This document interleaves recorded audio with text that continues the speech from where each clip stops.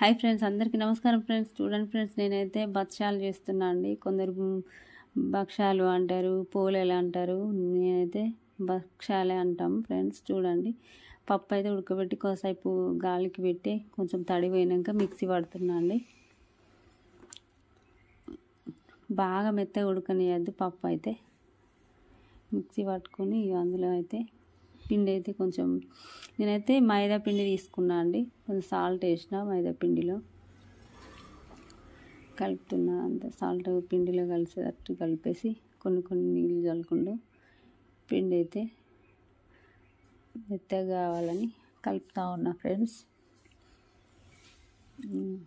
చూడండి, పిండి అయితే రెడీ అయిపోయింది. ఈ చక్కెర పప్పు మొత్తం కలుపుతలేను నేను. చక్కెర అయితే పప్పులో కొంచెం కలుపుకుంటున్నా ఫ్రెండ్స్. మొత్తం ఒకేసారి కలిపినామంటే అదంతా తడి బాగా అయిపోతుంది. అందుకోసమే నాకు అవసరం ఉన్నంత వరకు కొంచెం కలుపుకుంటున్నా.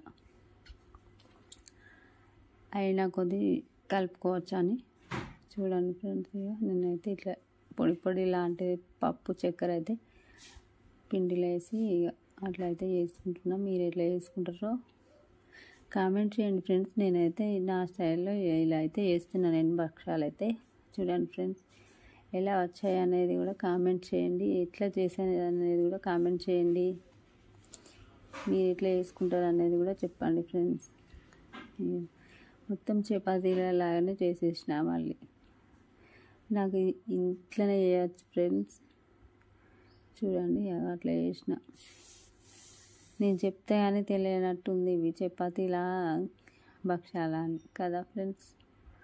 కొంచెం నెయ్యి, ఆయిల్ ఇట్లా వేసి కలిపి మొత్తం నెయ్యితో అంటే తినాలనిపించేది. అందుకోసమే ఆయిల్ వేసినాక కొంచెం నెయ్యి రాసిన ఫ్రెండ్స్. భక్షాలు అయితే రెడీ అయిపోయినాయి వేడిగా ఫ్రెండ్స్. చూడండి ఎలా ఉన్నాయి.